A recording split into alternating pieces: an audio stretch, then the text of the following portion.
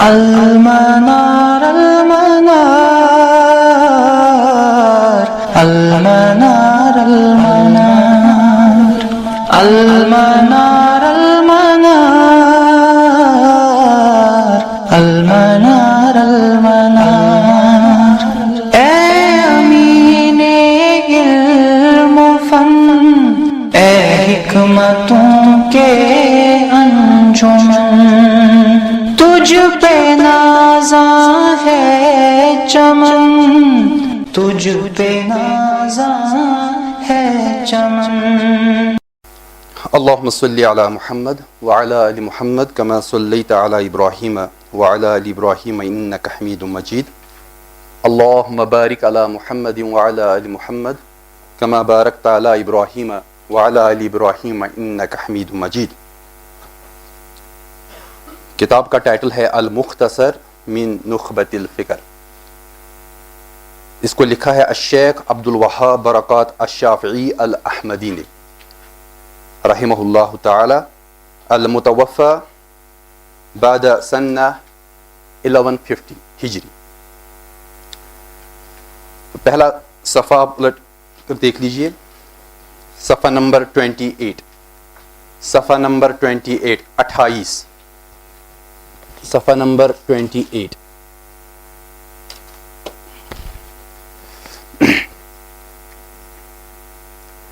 بسم اللہ الرحمن الرحیم، وصلی اللہ علی سیدنا محمد وعلی آلہ وصحبہ وسلم تسلیما.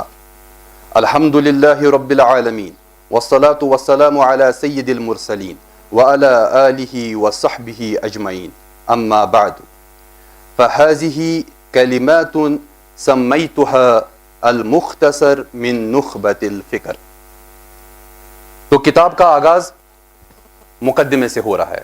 مقدمہ جس چیز کو آگے کیا جائے، تو اس کو آپ نے پڑھا ہوگا اصول فقہ کی کلاس میں بھی کہ مقدمہ کس چیز کو کہتے ہیں.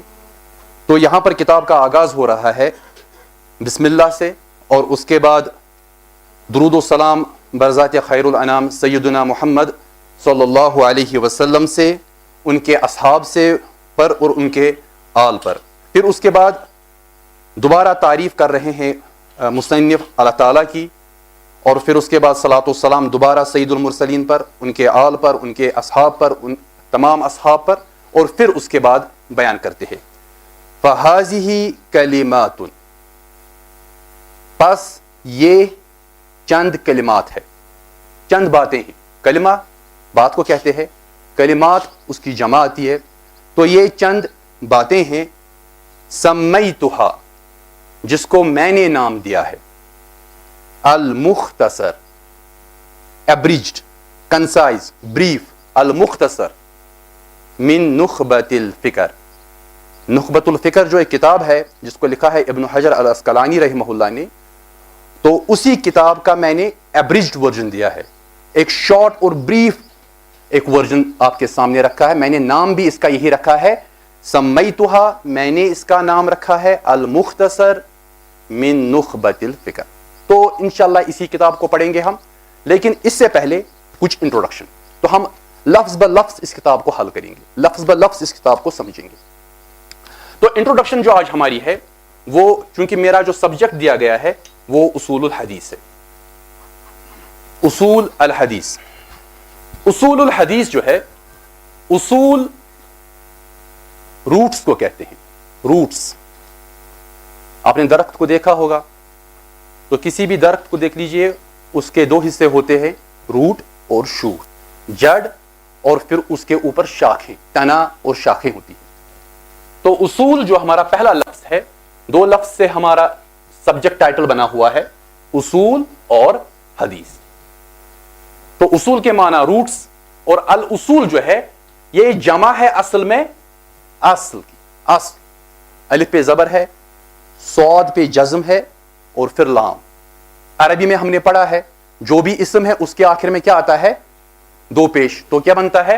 اصل. اصل تو آپ کو خود لگانا ہے.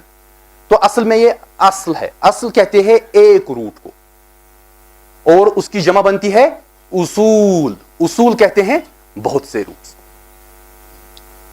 اور اگر ہم لغوی طور پر دیکھیں, لغتن لکھا ہے یہاں پر, تو لغتن کا مطلب یہ ہے کسی چیز کو اس کے لٹرل میننگ میں دیکھنا. لغتن تو لغوی نہیں بلکہ لغوی. تو لغوی اگر ہم as far as the word is concern, جہاں تک یہ لفظ ہے, اگر اس کو دیکھیں تو لغوی طور پر ہم اس کو اس طرح ڈیفائن کرتے ہیں, ما یبنا علیہ غیرہ. دیکھیے کتنا آسان ہے, اگر آپ نقل بھی نہ کریں کوئی ضروری چیز نہیں ہے, انشاءاللہ یہ سب چیزیں آپ کو ملیں گی. ما یبنا علیہ غیرہ, تو کس چیز کو آپ لغوی زبان کے اعتبار سے اصل کہیں گے کہ جس پر بنائی جائے دوسری چیز. ما یبنا علیہ, جس چیز پر بنائی جائے غیرہ دوسری چیز, تو اس چیز کو آپ الاصل کہتے ہیں. دیکھیے یہ بلڈنگ ہے, اس تیسری منزل میں, اردو کی تیسری منزل, انگریزی کی سیکنڈ فلور, تو اس میں فرق ہے نا. تو سیکنڈ فلور میں آپ بیٹھے ہیں, تیسری منزل میں یہاں پر, تو نیچے اصل میں یہ جو بلڈنگ ہے یہ بنی ہے نیچے والی منزل پر, تو نچلی جو منزل ہے وہ اصل ہوگی, اور یہ بنی ہے اس پر, جس پر کوئی چیز بنتی ہے اس کو اصل کہتے ہیں. تو نچلی منزل جو ہے اس کے نیچے بھی ایک منزل ہے, تو وہ دوسری منزل کے لیے اصل ہے, تو اس کے نیچے بھی کچھ ہوگا نا گراؤنڈ فلور کے, تو اس کے نیچے پلنتھ ہے, پلنتھ جس کو ہم اساس کہتے ہیں اردو میں, بنیاد جس کو کہتے ہیں, تو وہ اس پوری بلڈنگ کی اصل ہے. لیکن اگر آپ اور نیچے جائیں گے تو اس کے نیچے ایک مضبوط زمین ہے, تو وہ اب اس اساس کی بھی اصل ہے. یعنی جس چیز پر دوسری چیز بنائی جائے اسی کو اصل کہتے ہیں. تو ہم کہتے ہیں کہ آپ کے بات کی اصل کیا ہے, تو اصلاً ہم یہ پوچھتے ہیں کہ آپ کی بات کا دار و مدار کس چیز پر ہے, تو جمع بنتی ہے اصول. بھئی اس کا تو کوئی اصول ہے ہی نہیں, تو معنی کیا ہے, یعنی وہ جو بھی عمل کرتا ہے کوئی بنیاد اس کے یہاں نہیں ہے, جس طرح چاہتا کبھی ایک بنیاد لیتا ہے کبھی دوسری بنیاد لیتا ہے, تو یہ بات بے اصل ہے, یعنی اس بات کی کوئی بنیاد ہی نہیں ہے. دیکھیے آپ جب بات کرتے ہیں نا, تو اگرچہ آپ کو الفاظ کے معنی پتہ نہیں, لیکن جب آپ الفاظ کا استعمال کرتے ہیں تو آپ کے تحت شعور میں, سب کانشیس مائنڈ میں یہ چیزیں اصل میں ثقافت کے ساتھ آپ کا جو یہاں پر اس دنیا میں جب آپ پیدا ہوئے تب سے لے کر اب تک آپ نے ماں کی تعلیم کے ساتھ ان چیزوں کو ایک غیر شعوری طور پر سیکھا ہے. تو ان چیزوں کو ہم جو غیر شعوری طور پر ہم سیکھتے ہیں ہم استعمال کرتے ہیں, لیکن جب ہماری حس, جب ہمارا ذہن ان کی طرف جاتا ہے تو ہمیں لگتا ہے کہ ہم نے معنی کا سمندر سمجھا ہے, لیکن حقیقت یہ ہے کہ ہم اس کو استعمال تو کرتے ہیں لیکن غیر محسوس طریقے پر. دیکھیے اصل لفظ آپ کتنے معنی میں استعمال کرتے ہیں. ارے بھائی یہ تو اصیل شخص ہے, اصیل وہ شخص جس کی ایک بنیاد ہے, جس کا پتہ ہے کہ اس کا باپ کون ہے, جس کا پتہ ہے اس کے باپ کا باپ کون تھا, تو یہ اصیل.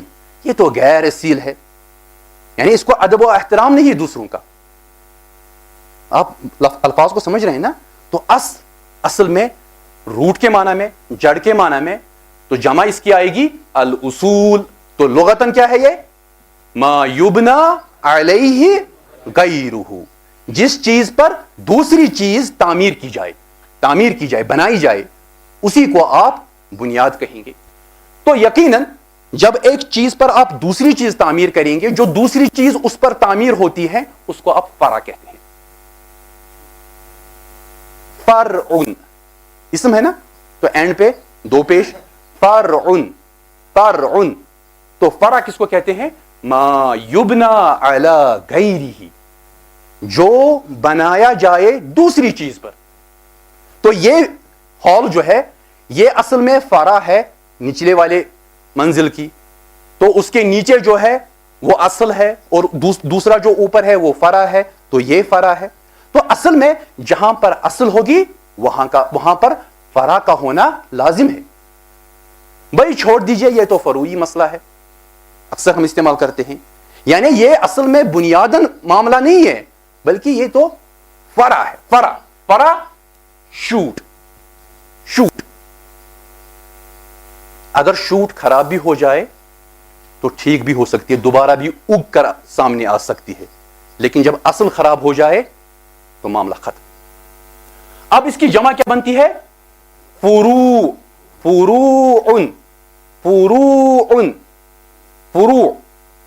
تو فرع واحد, فروع جمع بنتی ہے. تو ایک اصل اور دوسری فرع.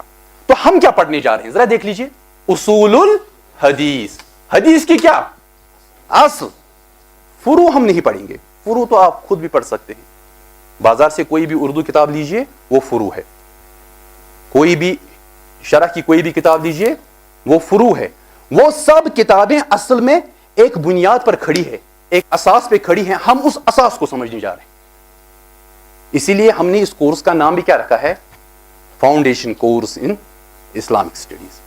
اسلامیات کا اصلاً بنیاد کس پر ہے اسلامیات کی؟ جب ہم ایک سسٹم کو سمجھتے ہیں, ایک تہذیب کو سمجھتے ہیں جو پوری دنیا پہ چھائی ہوئی ہے, ایک وسیع تہذیب, کسی نہ کسی چیز پر تو اس کی بنیاد ہوگی. تو بنیاد تو قرآن پر ہے, حدیث پر ہے, عقیدے پر ہے.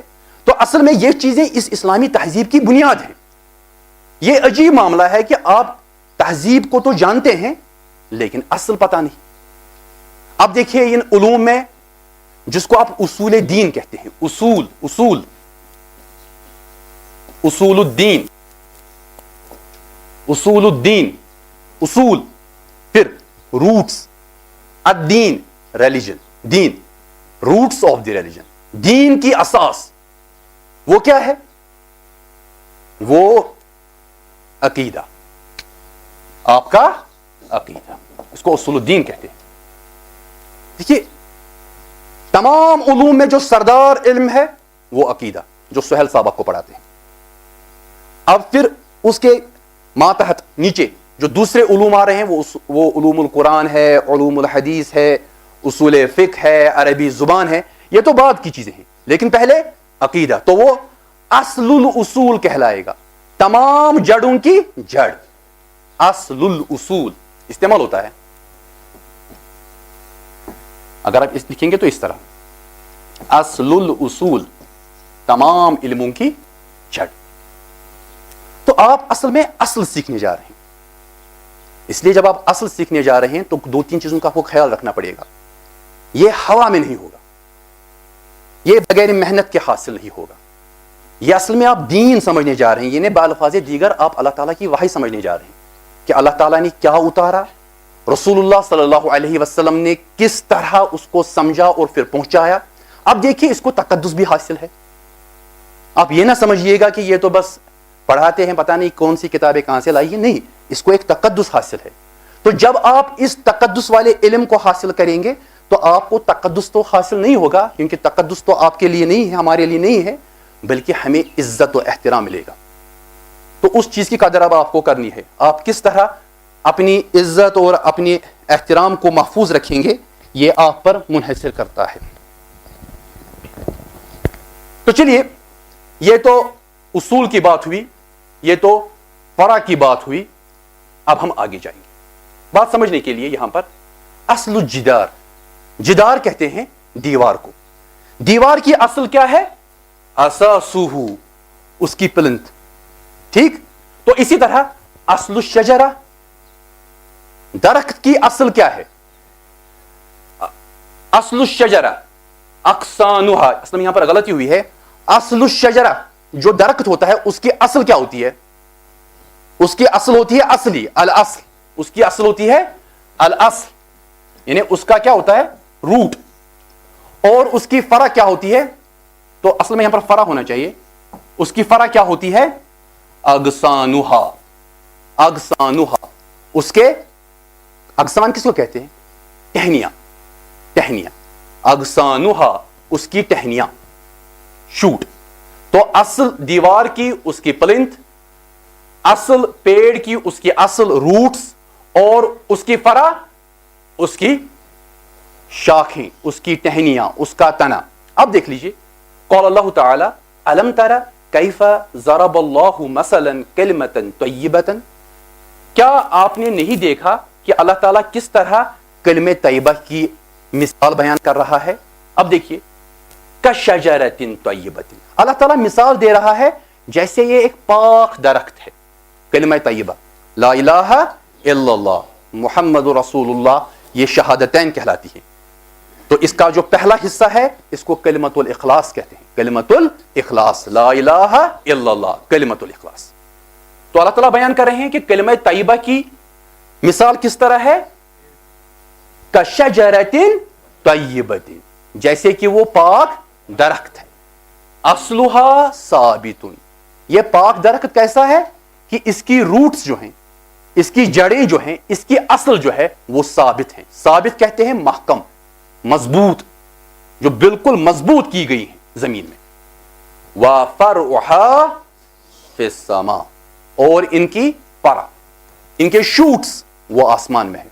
اس کی شوٹس کیا ہے؟ یعنی اسلامی تہذیب.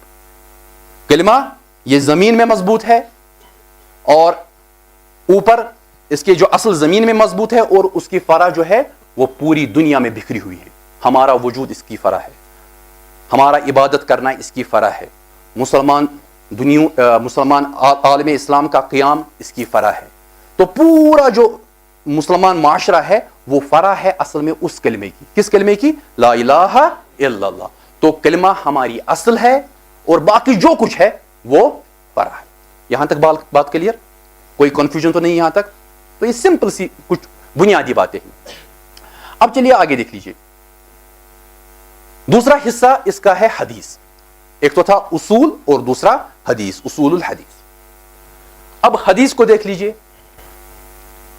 حدیث انگریزی میں ترجمہ کیجئے دا نیوز. تو حدیث لغتاً الحدیث لغتاً جدید کے معنی میں. الجدید کیا؟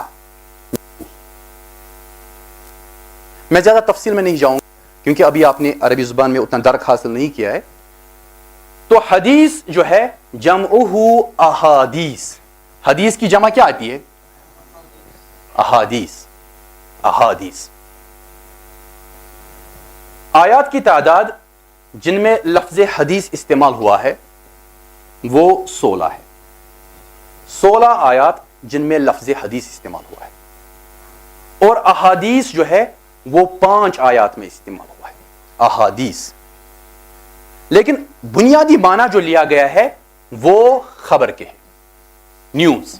نیوز کا معنی خبر.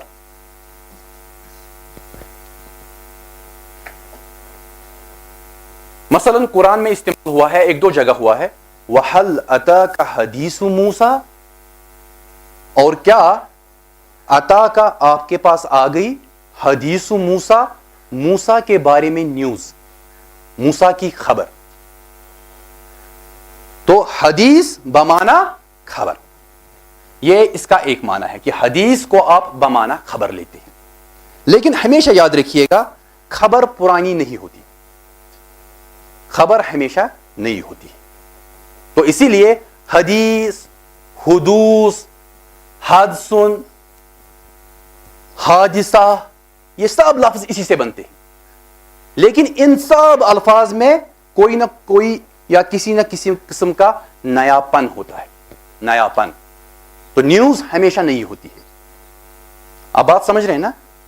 یا تو اپنے وجود کے اعتبار سے خبر نہیں ہوگی یا اپنی ترسیل کے اعتبار سے. وجود مثلا آج سے 100 سال پہلے کوئی حادثہ کسی جگہ ہوا تو وہ حادثہ آج سے 100 سال پہلے ہوا تھا، تو حادثہ قدیم ہے، حادثہ جدید نہیں ہے. لیکن ہمیں پتہ نہیں تھا. جب آج ہم نے سنا تو ہم تک اس کی ترسیل ہوئی، ہم تک یہ شفٹ ہوئی یہ نیوز کہ اس زمانے میں آج سے 100 سال پہلے یہ حادثہ ہوا تھا. تو اپنی اصل کے اعتبار سے، اپنے وجود کے اعتبار سے معاملہ 100 سال پرانا ہے، لیکن مجھ تک یا آپ تک پہنچنے کے اعتبار سے معاملہ نیا ہے۔ تو نیوز جو ہوتی ہے یہ ہمیشہ نئی ہوتی ہے، اگرچہ اس کا وجود پرانا ہی ہو۔ بات آپ سمجھ رہے ہیں نا؟ تو یہ لغوی بحثیں ہیں۔ تو یہاں تک کلیئر؟ کوئی سوال یہاں تک؟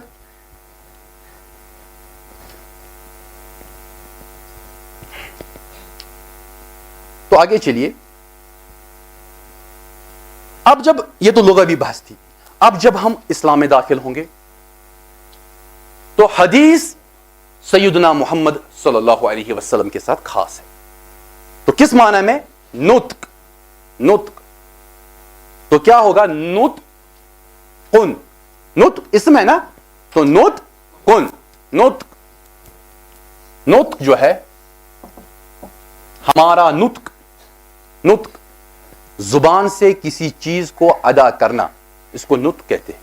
نطق آرٹیکولیٹ، ٹو آرٹیکولیٹ، کسی چیز کو اپنی زبان سے ادا کرنا، نطق۔ تو اسی کے لیے لفظ استعمال ہوتا ہے، لفظ، لفظ، لفظ، جو کچھ ہم منہ سے بولتے ہیں اس کو لفظ کہتے ہیں، لفظ، ٹھیک۔ اسی کے لیے ایک اور لفظ ہے ملفوظ، ملفوظ کیا ہے؟ ملفوظ، جو کچھ بولا جائے اس کو ملفوظ کہتے ہیں۔ تو لفظ اور ملفوظ تقریباً ایک ہی معنی میں استعمال ہوتے ہیں، جس طرح خلق اور مخلوق ایک ہی معنی میں استعمال ہوتے ہیں۔ تو بات ہو رہی ہے سیدنا محمد صلی اللہ علیہ وسلم کی۔ جب وہ کوئی چیز ایکسپریس کرے، جب وہ کوئی چیز زبان سے ادا کرے، تو مسلمانوں نے اس کے لیے لفظ حدیث کا استعمال کیا۔ تو یہ خاص استعمال ہے، یہ لغوی نہیں ہے، یہ لغوی نہیں ہے، بلکہ یہ اب شرعی معنی ہے اس کی۔ تو یہ شرعی معنی ہے، شرعی معنی۔ تو شریعت میں جب آپ حدیث لفظ استعمال کریں گے تو آپ کو کوئی پوچھے گا کہ حدیث سے کیا مراد ہے، آپ یہ نہ کہیے کہ یہ نیوز ہے، آپ یہ نہ کہیے کہ یہ خبر ہے، بلکہ آپ کہیں گے کہ یہ رسول اللہ صلی اللہ علیہ وسلم کا نطق، نطق، جب وہ بولتے ہیں، نطق۔ اب دیکھیے وہاں صرف سیدنا محمد صلی اللہ علیہ وسلم ہی نہیں تھے، بلکہ 1,00,000 سے زیادہ صحابی تھے۔ تو اس کو خاص کیا گیا ہے کس کے ساتھ؟ رسول اللہ صلی اللہ علیہ وسلم۔ کچھ نہ کچھ وجہ تو ہوگی، بالکل وجہ ہے، قرآن کہہ رہا ہے وَمَا يَنْتِقُ عَنِ الْهَوَىٰ إِنْ هُوَ إِلَّا وَحْيٌ يُوحَىٰ عَلَّمَهُ شَدِيدُ الْقُوَىٰ۔ دیکھیں میں نے کچھ الفاظ کو ریڈ کیا ہے، یہ بھی ریڈ ہے اور یہ بھی ریڈ ہے۔ واپس جائیے آپ، اس میں پہلے ہم نے بات کی تھی سیدنا محمد صلی اللہ علیہ وسلم کی۔ تو مجھے یہ سمجھانے کی ضرورت نہیں ہے کہ محمد صلی اللہ علیہ وسلم کون ہے، یہ تو آپ کو پتا ہے۔ انشاءاللہ عقیدے کی کتاب جو ہے اس میں ابتدا اسی سے ہوگی انشاءاللہ۔ تو ان کا نطق، ٹھیک، نطق۔ یہاں بھی ایک لطیف نقطہ ہے، ایکسپریشن کے 2 طریقے ہوتے ہیں، ایک تو قلم ہوتی ہے، قلم ہوتا ہے، اور دوسرا زبان۔ لیکن جب ہم بات کر رہے ہیں رسول اللہ صلی اللہ علیہ وسلم کی تو ہم صرف نطق پہ بات کر رہے ہیں، نطق، آرٹیکولیشن، زبان کا استعمال۔ اور جب قرآن نے اس کو استعمال کیا تو نطق، وما ينطق، یہ نہیں کہا وما یکتب یا وما یکتب او ینطق، بلکہ کیا کہا؟ وما ينطق، جو کچھ آرٹیکولیٹ کرے، جو کچھ بولے رسول اللہ صلی اللہ علیہ وسلم۔ تو اس کا مطلب یہ ہے کہ پھر رسول اللہ صلی اللہ علیہ وسلم نے کچھ لکھا نہیں ہے بلکہ بولا ہے۔ کیوں نہیں لکھا؟ کیونکہ رسول اللہ صلی اللہ علیہ وسلم لکھتے نہیں تھے، اور اللہ تعالیٰ نے اس کی دلیل آئی ہے کہ وما ينطق عن الہویٰ، یہ کچھ نہیں بولتے ہیں عن الہویٰ، اپنی نفسانی خواہش سے، ان ہوا الا وحی یوحا. یہ کیا ہے؟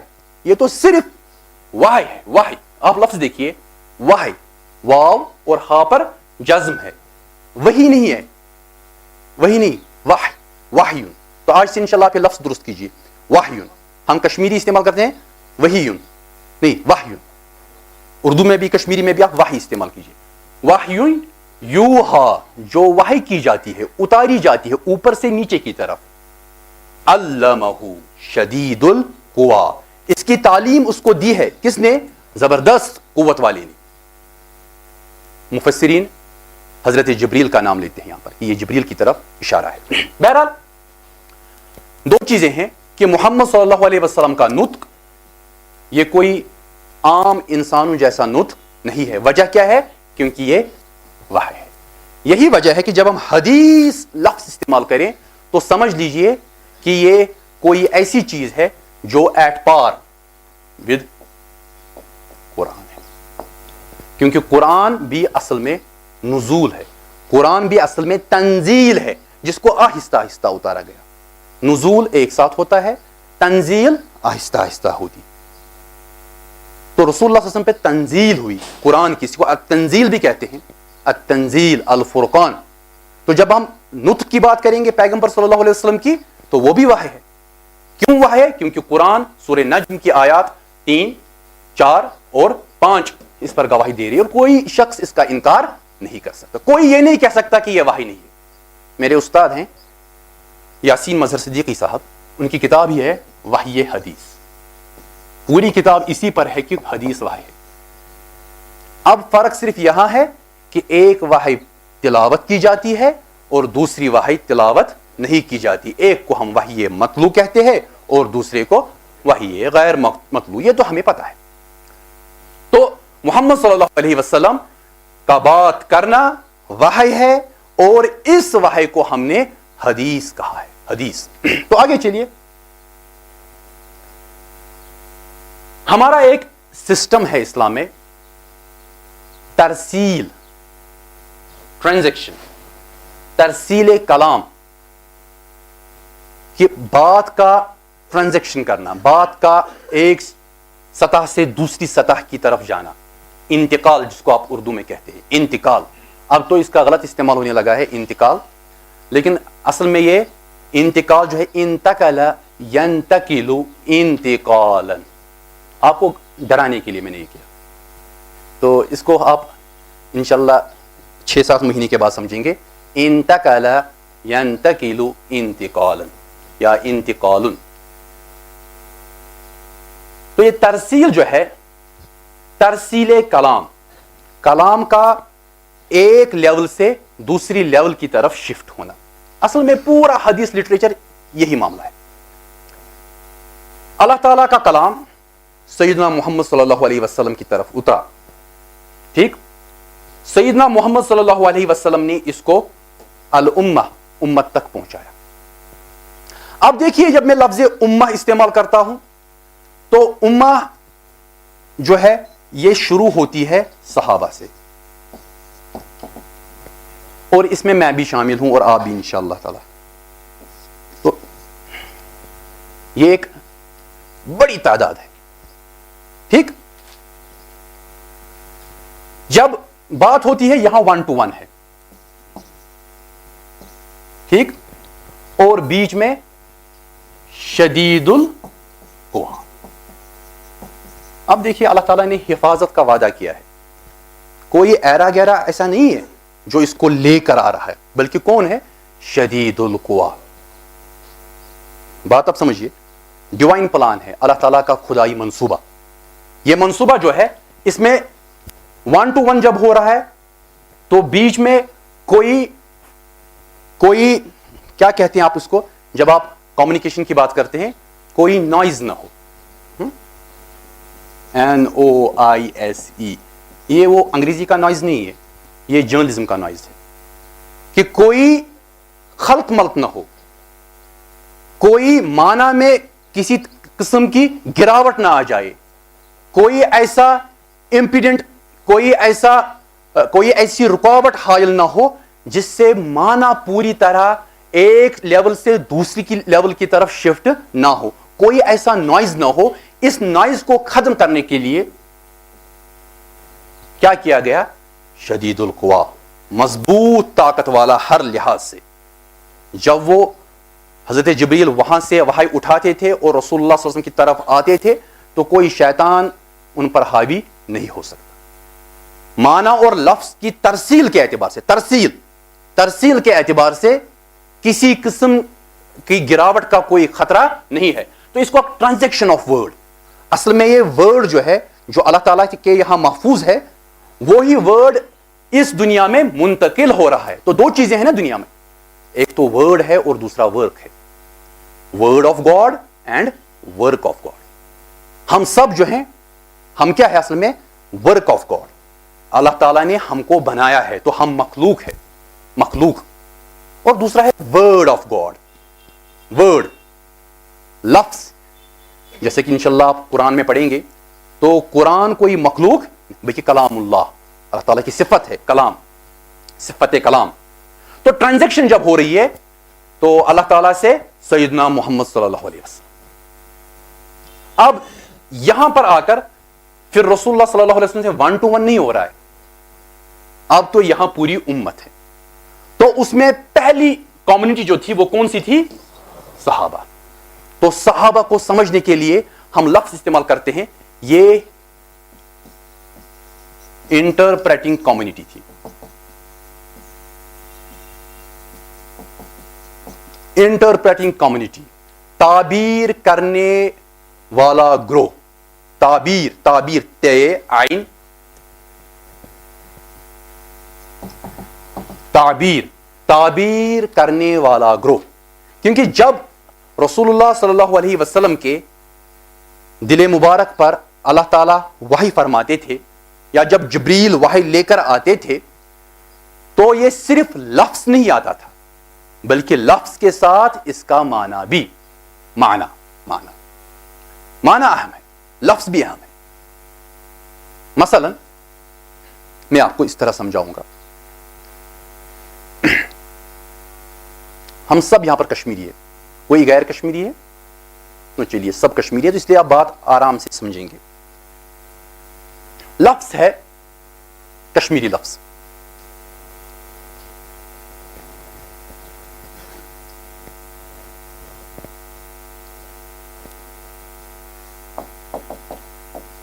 کیا لفظ ہے؟ تولن. ذرا دیکھیے کتنے معنی ہے تولن. آپ گاؤں میں جائیے اور شہر میں دیکھیے, شہر میں تولن جب کسی کا ختنہ کیا جاتا ہے تو اس کو دولہے کی طرح سجانا سہز تلک. گاؤں میں جائیے وہاں پر بہنا ان کے معنی استعمال ہوتے ہیں, اسی کام کے لیے معنی وہی ہے لیکن لفظ استعمال ہوتا ہے سہز بہنوک. استعمال ہوتا ہے کہ نہیں گاؤں میں؟ شہر میں تو بہناؤں نہیں, وہاں پر تولن. یہ تو ڈکشنری کا معنی ہے. اگر آپ ڈکشنری دیکھیں گے نیچے گری ہوئی چیز کو اٹھائیں گے تولن, نیندر تولن. دیکھیے الفاظ کے معنی, لفظ ایک ہی میں استعمال کروں گا تولن. اب آج سے 10-15 سال پیچھے جائیے پھر دیکھیے تولن سہز تولک.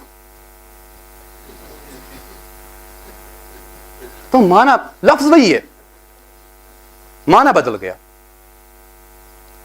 بات سمجھنے کی کوشش کیجیے.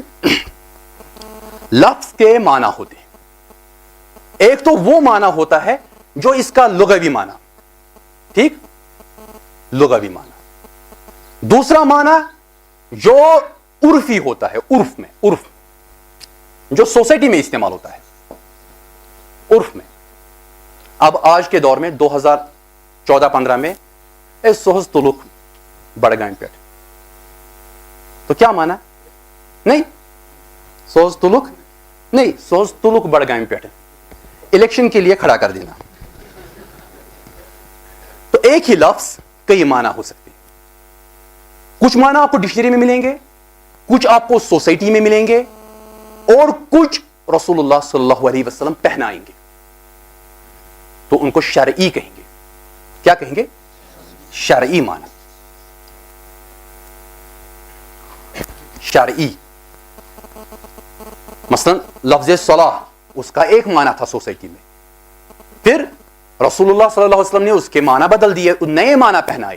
تو لفظ وہی ہے لیکن معنی بدل دیے گئے. زکا لفظ وہی ہے جو جاہلی سوسائٹی استعمال کر رہی تھی لیکن نئے معنی پہنائے گئے. صلاۃ, زکا, اسی طرح صوم لفظ وہی ہے لیکن الفاظ کے معنی نئے پہنائے گئے. تو جب وحی ہو رہی تھی تو وحی اللہ تعالیٰ کی طرف سے ہو رہی تھی الفاظ میں, اور جبریل ساتھ میں تھے معنی کے ساتھ. معنی بھی محفوظ تھا, معنی بھی وحی ہو رہا تھا. کس پہ؟ سیدنا محمد صلی اللہ علیہ وسلم. اب سیدنا محمد صلی اللہ علیہ وسلم اس کو پھیلا رہے ہیں نا, تبلیغ کر رہے ہیں اس کو. تبلیغ بلغ, کسی چیز کو پہنچانا. تبلیغ تو وہ صرف لفظ نہیں ہوتا ہے بلکہ معنی کے ساتھ. تو یہ معنی کے ساتھ اس کی ترسیل ہو رہی ہے. تو لینے والے کون ہیں؟ تو یہ انٹرپریٹنگ کمیونٹی, تعبیر کرنے والی کمیونٹی. ان کو پتا ہے کہ جب رسول اللہ صلی اللہ علیہ وسلم نے کوئی لفظ استعمال کیا, عفو, اللہم انکا عفو تحب العفو فاعف عنی, تو اس عفو کے معنی کیا ہے؟ ہم ڈکشنری میں دیکھیں گے عفون, لیکن جب ہم رسول اللہ صلی اللہ علیہ وسلم کی طرف جائیں گے تو صحابہ سمجھائیں گے کہ الفاظ کے معنی کیا ہے. تو یہ صحابہ یہ سمجھ رہے ہیں. پھر اس کے بعد تابعین آ گئے, انہوں نے صحابہ سے سمجھا. پھر تابع تابعین آ گئے, انہوں نے تابعین سے سمجھا. پھر اس کے بعد ایک زمانہ یہ بھی آ گیا کہ ہم المنار میں بیٹھے ہیں اور ہم اس کو سمجھنے کی کوشش کر رہے ہیں. تو یہ ہم تک آ رہا ہے. تو جب سیکھنے کی بات ہوگی کہ لفظ کے معنی سمجھنے ہیں تو کہاں جائیں گے؟ صحابہ کے بغیر ڈکشنری سے یہ معنی حاصل نہیں ہوگا. ڈکشنری میں دیا ہی نہیں ہے, کیونکہ ڈکشنری تو 2015 میں بنی ہوگی. 4 غیر مسلم اور 1 مسلمان ہوگا. 4 غیر مسلم عربی بولنے والے عیسائی ہوں گے اور 1 مسلمان. وہ تو آج کے دور سے کے مطابق لکھیں گے. بات آپ سمجھ رہے ہیں نا؟ آگے چلیے. اب رسول اللہ صلی اللہ علیہ وسلم بیان کر رہے ہیں, اظہار کر رہے ہیں. جو لفظ ان پہ نازل ہو رہا ہے, جو وحی ان پہ آ رہی ہے, تو وہ اب اس کو بیان کر رہے ہیں. تو اس میں براہ راست اظہار, ڈائریکٹ ایکسپریشن. ڈائریکٹ ایکسپریشن جو ہے اس کے 2 طریقے ہیں.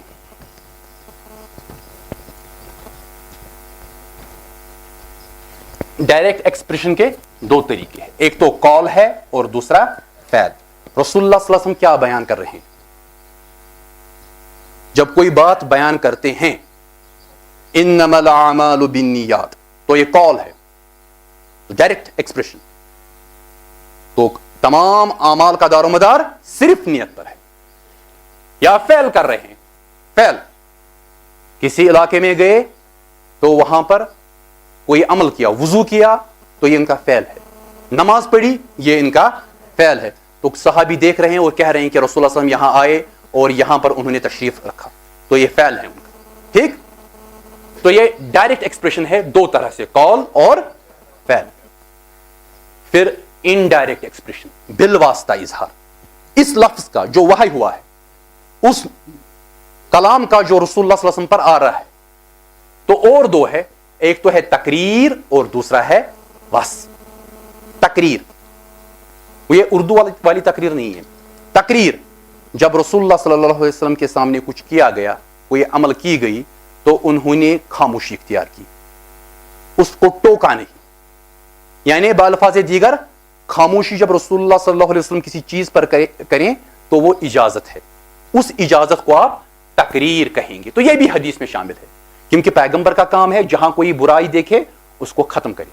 خاموشی جب وہ اختیار کریں گے تو وہ برائی نہیں ہے, تو وہ قبول کی جاتی ہے. اور دوسرا وصف, کہ رسول اللہ صلی اللہ علیہ وسلم کے اپنے فیچرز, ان کا چہرہ مبارک کیسا تھا, ان کی صفتیں کیسی تھی, ان کے دنداں مبارک کیسے تھے, ان کے بال کیسے تھے, وہ کیسے کپڑے, شمائل جن کو آپ کہتے ہیں. امام ترمذی کتاب ہی ہے شمائل الترمذی, مشہور نام ہے کتابوں میں سے شمائل. تو یہ وصف ہے, وصف. وہ کیسے ہنستے تھے, کیسے بیٹھتے تھے, کیسے بات کرتے تھے, آواز کیسی تھی, ان کے جو ناک تھی وہ کیسی تھی. تو یہ چیزیں جو ہے یہ بالواسطہ انڈائریکٹ ایکسپریشن میں آتے ہیں, تقریر اور وصف.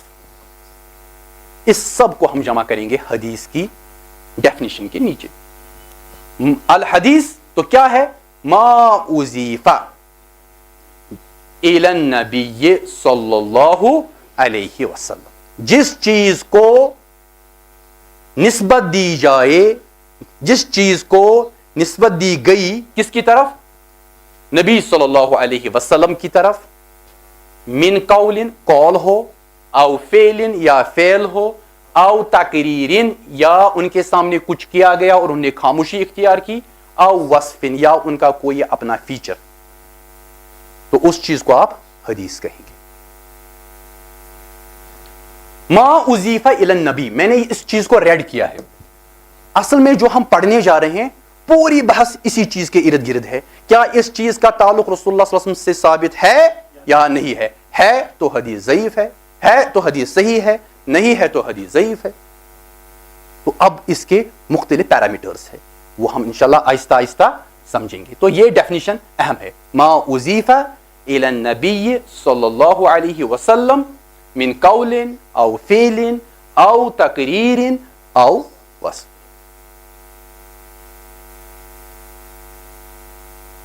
بعد میں اٹھائیں گے آپ. فائدہ حدیث. حدیث کا فائدہ کیا کیا ہے؟ حدیث اسلامی تاریخ کا ماخذ ہے. پوری ہسٹری اسلام کی حدیث میں ملے گی. ابتدائی صدیوں کے قانونی، ثقافتی، مذہبی پہلوؤں کو جاننے کا ذریعہ ہے.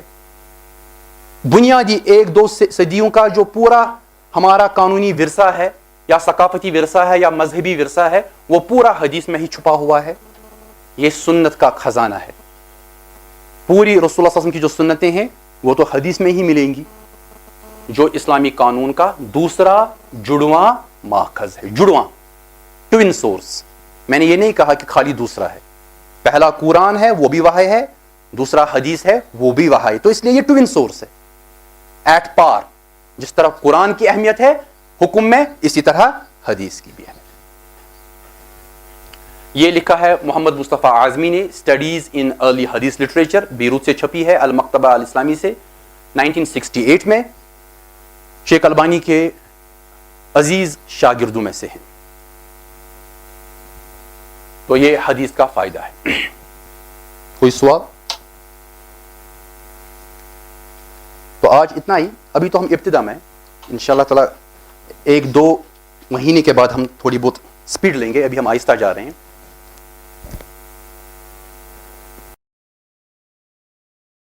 اللہ ربی واحد وأنا بذلك أشهد لا مبدئي وأصول بالرغم ممن يجحد وشهادتي